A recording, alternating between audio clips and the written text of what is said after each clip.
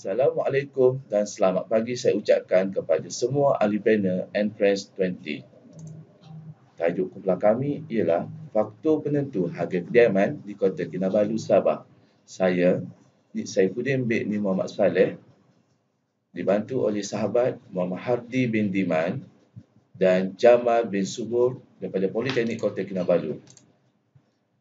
Dasar Pembangunan Negara adalah satu badan untuk menyelaras dan memantau dasar perancangan dan pembangunan bandar secara mampan dengan mengambil kira pertambahan jumlah penduduk bandar seiring dengan pembangunan sosial, kerancangan ekonomi dan pertumbuhan bangunan. Kenaikan harga kediaman ini sangat memberi tekanan kepada pembeli untuk memiliki kediaman pertama. Dapatan kajian menunjukkan bahawa kos pembangunan merangkumi kos bahan, kos perolehan dan kos buruh sangat mempengaruhi kediaman dengan bacaan skor min melebihi 2.73.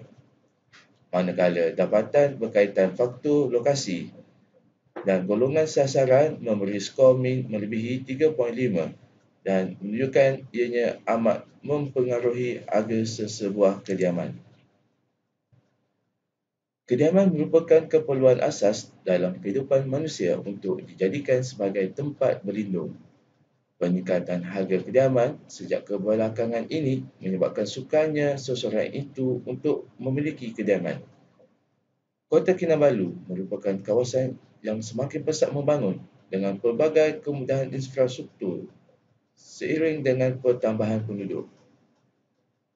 Faktor lokasi di mana kediaman yang dibina berhampiran dengan bandar yang mempunyai banyak kemudahan dan infrastruktur yang lengkap akan meningkatkan lagi harga kediaman. Serotan kajian dan pembinaan hipotesis. Link 2017 menyatakan ketidakseimbangan penawaran dan permintaan dalam permintaan hartanah semakin menaik sejak tahun 2015. Ini melibatkan isu kemampuan membayar balik hutang pinjaman perumahan adalah lebih tinggi di negeri-negeri seperti Sabah dan Pulau Pinang dan dikategori sebagai dengan harga rumah sangat tidak mampu dimiliki. Jalil 2016 menyatakan kenaikan harga kediaman berbeza berdasarkan jenis perumahan dan lokasi.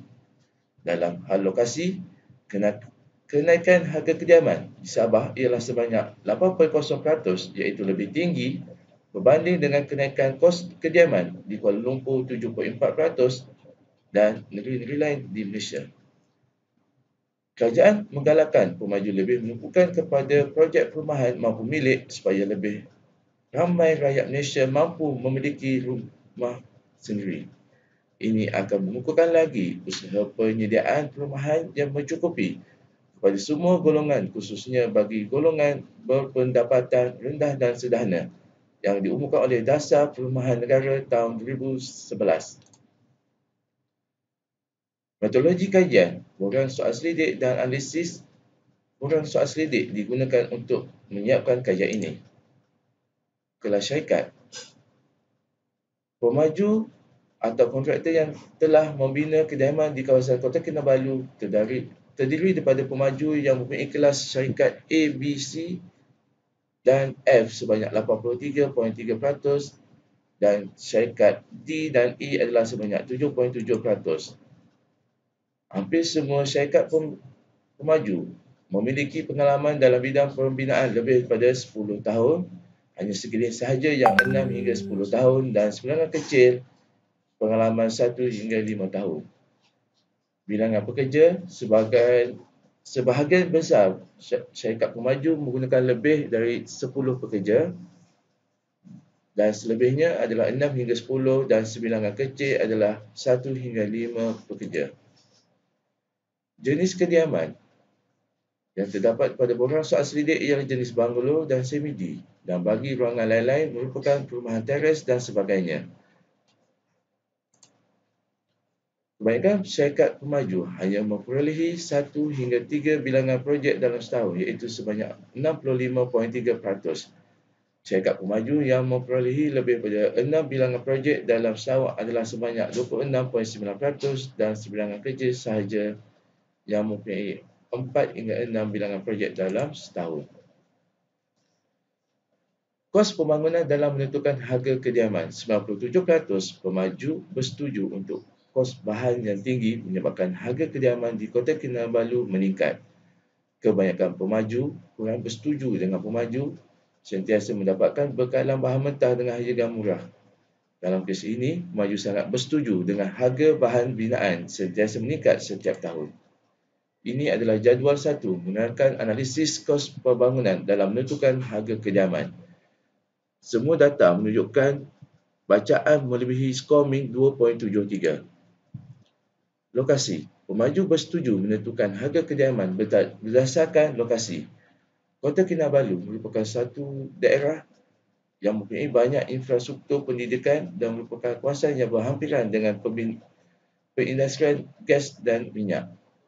Pemaju juga bersetuju meletakkan harga kediaman yang tinggi di bandar. Contohnya, harga kediaman di bandar Kota Kinabalu lebih tinggi berbanding pinggir bandar di Sepanggar.